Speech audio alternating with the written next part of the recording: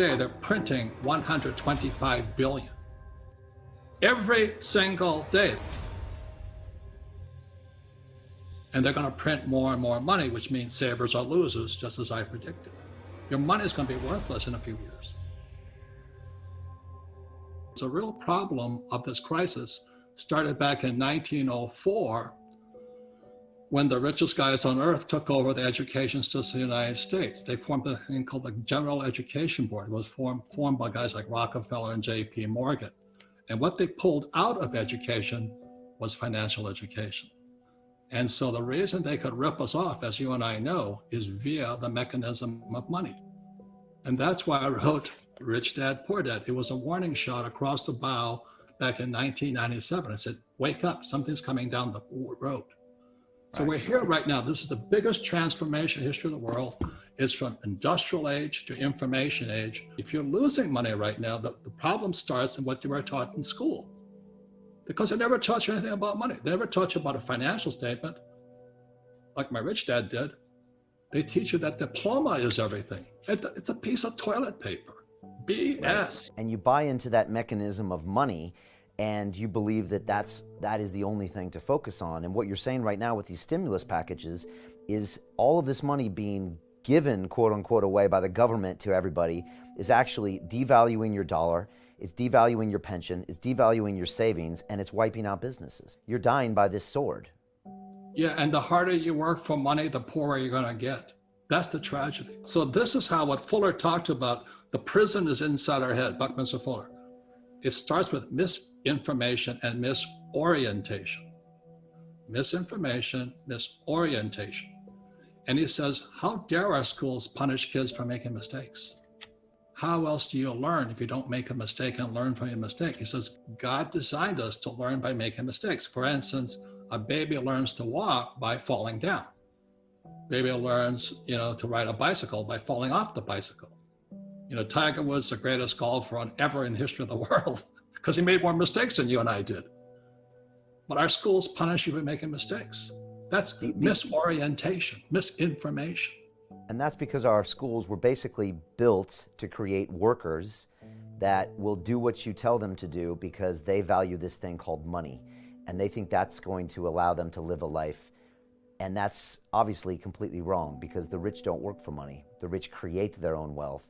And when a time like this happens, it becomes blatantly obvious what's going on with the people that are understanding money and the ones that aren't. You see, the stimulus package is bailing me out. And I need to be bailed out. I mean, I have massive amounts of debt. So the first time in history, Brian, I'm not a real estate guy, but I have a lot of real estate.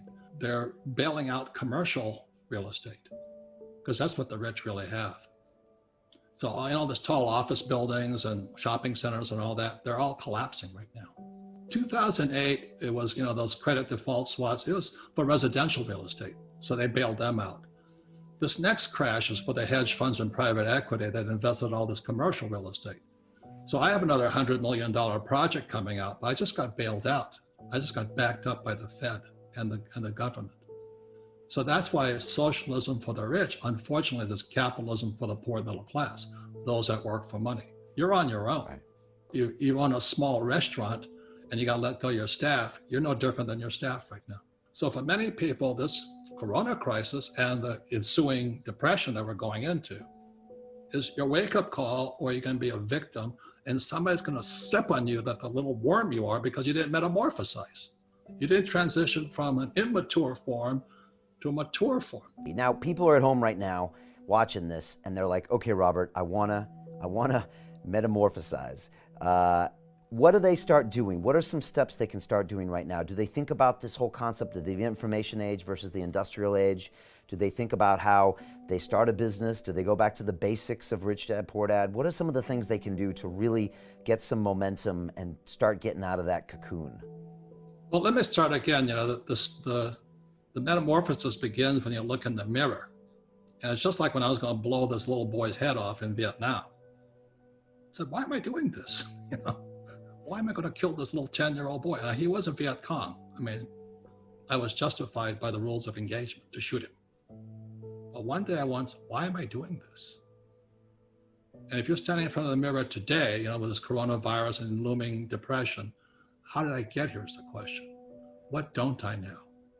What did my information, education, cultural background, what did not prepare me for today? That's where the transformation or the metamorphosis begin. I mean, you take responsibility. Everybody talks about rights, but we have personal responsibilities too. And unfortunately, our university systems have failed us miserably. And the reason for that is every professor wants tenure. That's my whole family. That was the most important thing about getting a job, was tenure, job security for life. And that's what they teach kids without knowing it. They teach kids that life is dangerous and you need to be protected. So they're immature. College professors are some of the most immature. They might be very smart mentally, but immature financially. They can't take care of themselves. So they're teaching kids to be victims. That's why these trigger mechanisms and you can't say words that are hurtful and all this stuff. So they're teaching that you're a victim, you're vulnerable. And what you teach and what I teach is that, hey, don't be a victim, be proactive. Yeah, no, but you're right. I mean, this could be the greatest wake-up call for most of the citizens around the world. And look, from what we see with the numbers, most people are going to survive through this. But let's be honest, it also could have been worse. So the question is, are you going to start making choices today about your health, about your obesity, about your smoking, about your habits? Are you going to start making choices today about your financial education? And are you going to take ownership for where you're at right now? Unfortunately, everything you hear coming out of the media is preaching it's not your fault and the government's going to take care of you, and that's just going to set you up to be a slave, and then the next crisis is going to hit and the next crisis is going to hit. And again, I completely agree with you, Robert. This is perhaps one of the best chances in your entire life to literally be smacked into consciousness and say, wait a second, it's time I stop living in fear, take ownership of what's happening, and do, as you said, which is, what does God want you to do? And you explain this in a good way. And God, that is different than what you want to do. What you want to do for you is this selfish ego talking.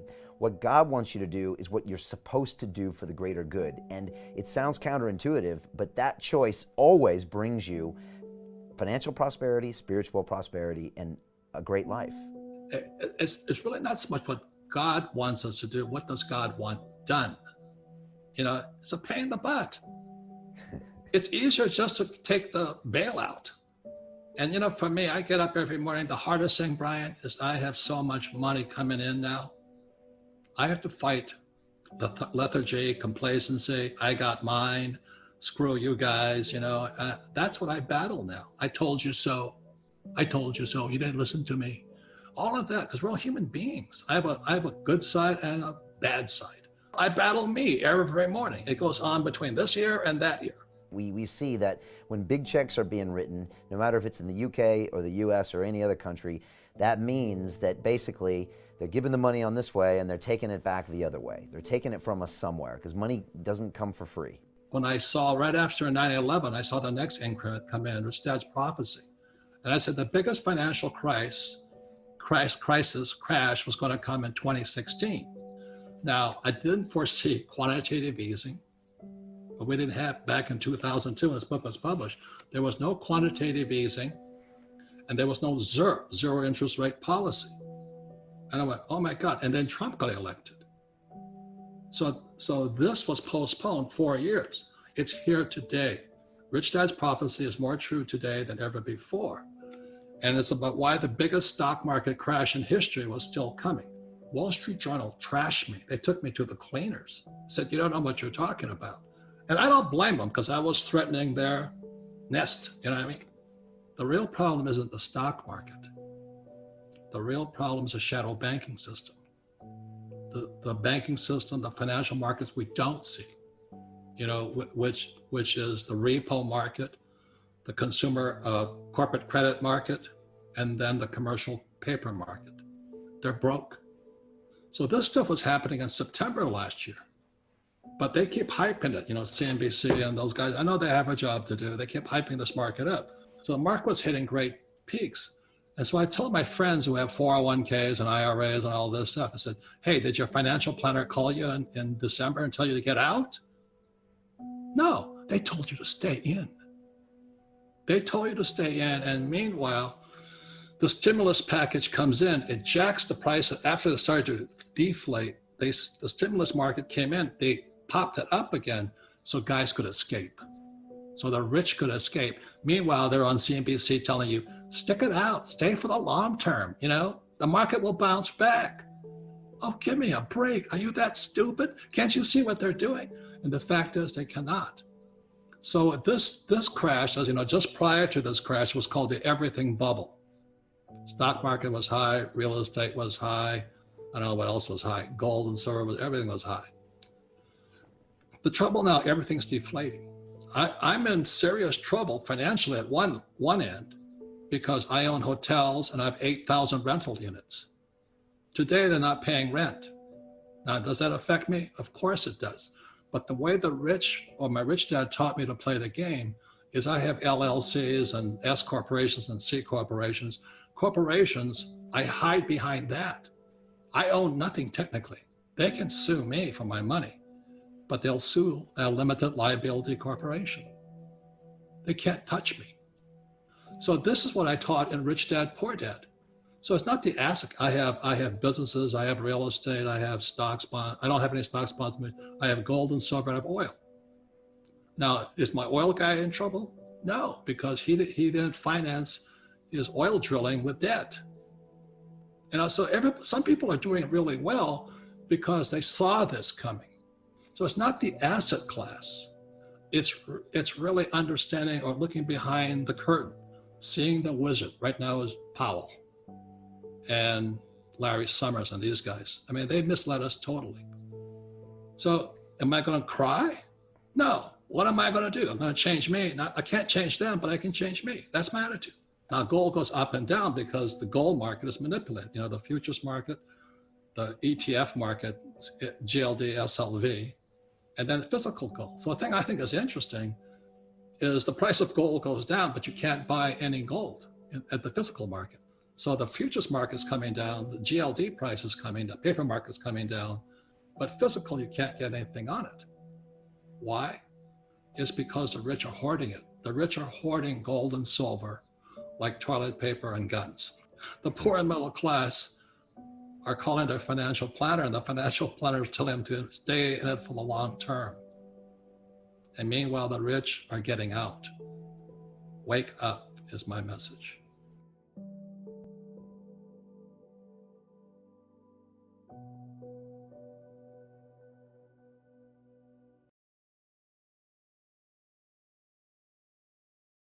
If I told the world what I know is really going on, they would kill me. I was told, stay in my lane, we'll get you.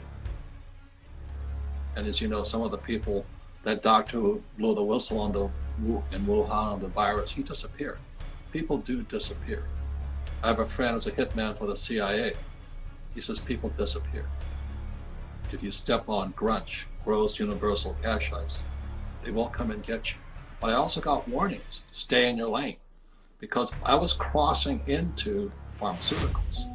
But if you understand where the money is that when somebody produces a vaccine, and Trump had to buy in on it. He's a friend of mine, Trump had to buy in, because they're going to push this vaccine through the system. And that means everybody must be vaccinated. That's pharmaceuticals. So I was told to stay in my lane. So if I could say something else that gives people a better idea, and it's more than grunge and Giants Full of many books, but he talked about that day, he called it the 5 M's. And so the mind is that grunge controls academics. There's no financial education. So they control the mind. Then they control the money. That's Daniel DiMartino Booth, the Fed. The Fed is not federal, it's a cartel. The Fed is bailing out the CEOs of our big corporations who are criminals. Our CEOs, they're screwing this whole world right now. So what I said was the Fed bails out Wall Street, and that's why I get a little bit upset we have no financial education in our schools, because mom and pop They got the retirement in a 401k full of a diversified portfolio of stocks, bonds, mutual funds, and ETFs. And these CEOs, like IBM, General Electric, they've just been jacking up their stock price. So the Fed gives them indirectly all this money. So just recently, the corporates were given $560 billion from the Fed. $560 billion is a lot of money. Did it in 6 weeks. That's twice. The Fed is so afraid this thing is crashing. They're finding any way to pump money into the economy. So they give it to the CEOs at the same time. So the CEOs get richer, the Fed gets richer, Wall Street gets richer, but mom and pop small business gets screwed.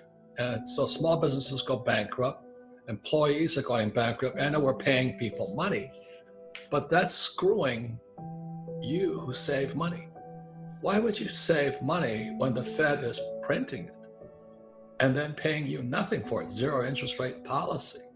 Like I said, when I was about 20 years old, I got 15% interest on my money because it was worth something. It was worth saving money.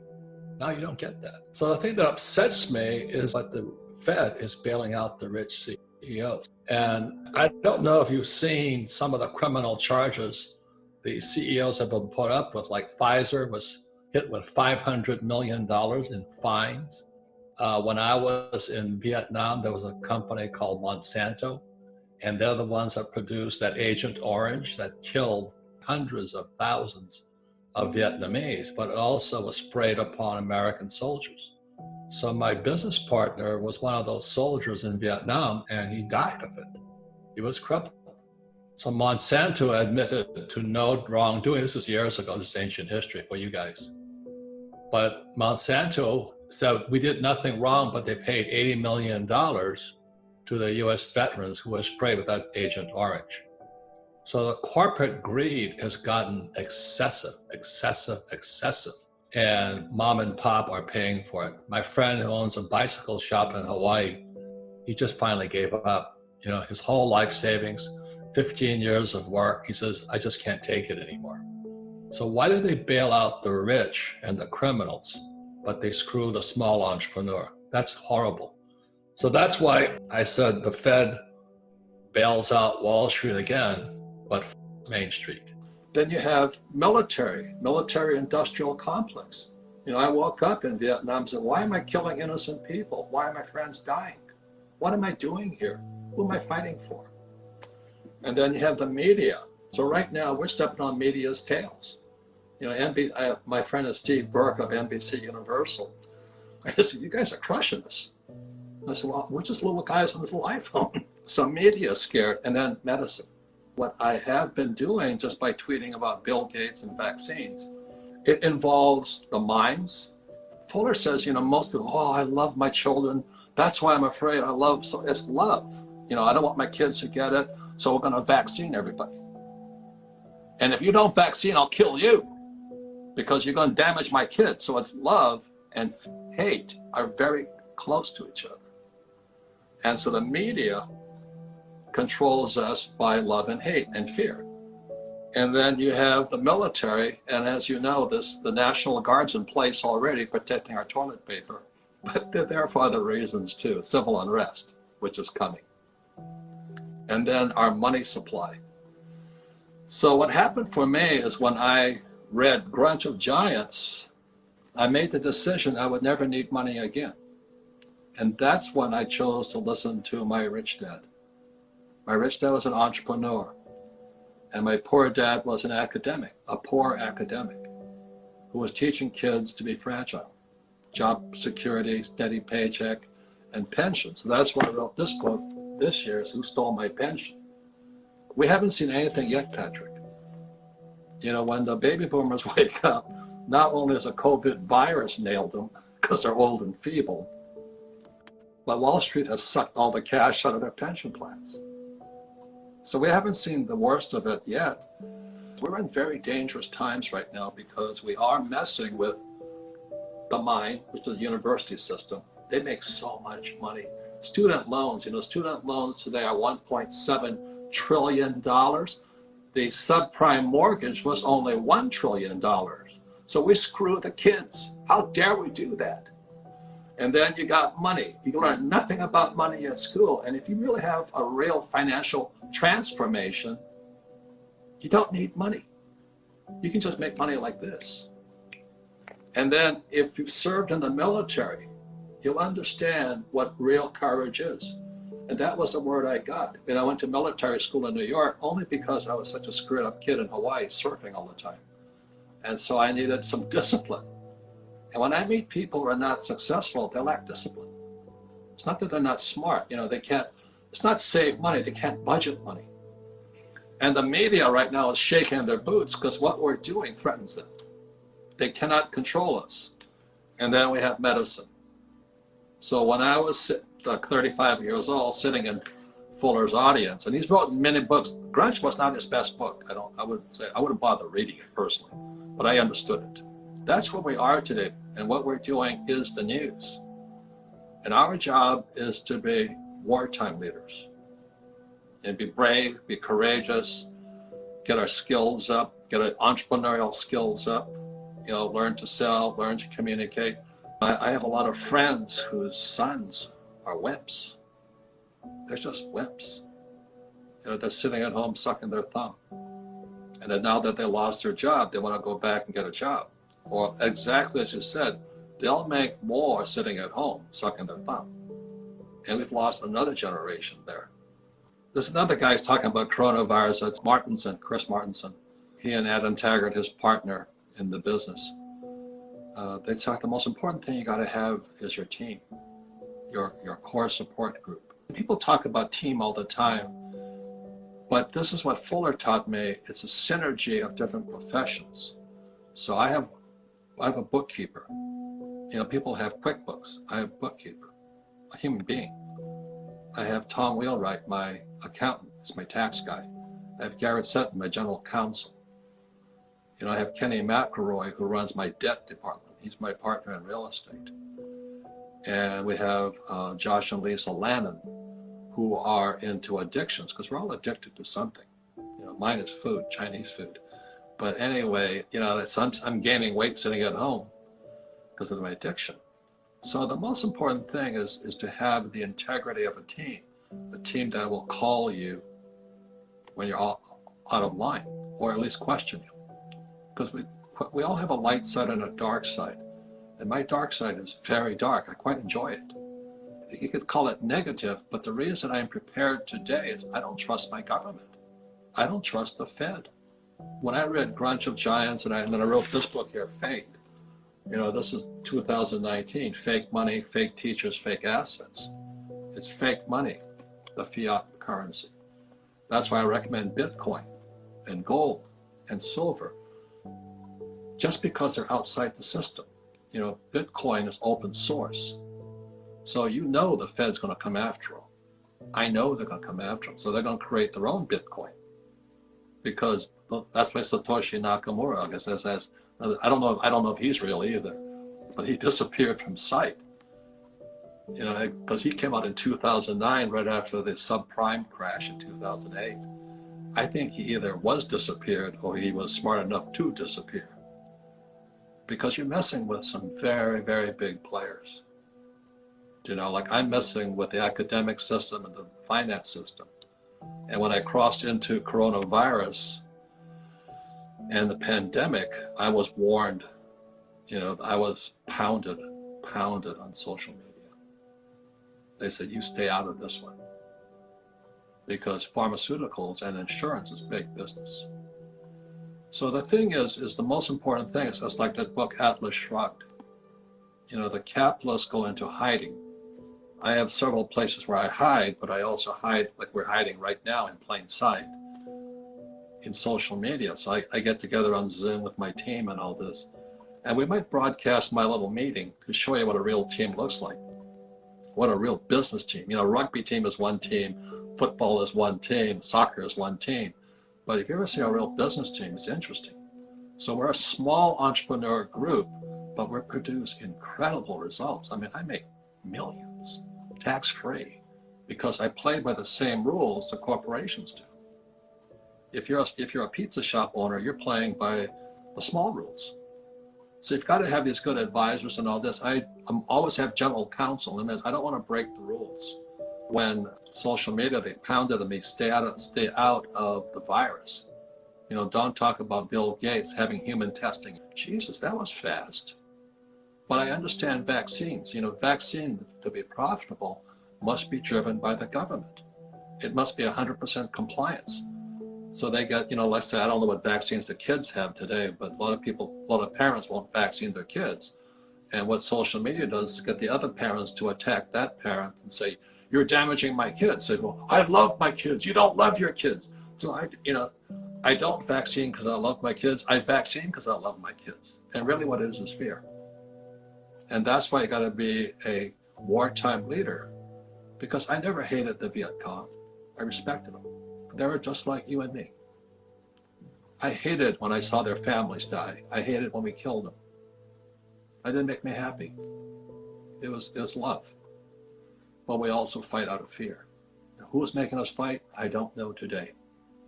6 million Jews were killed by the Nazis, but Stalin also killed 25 million other people in their gulags. I don't know how many people China's killing.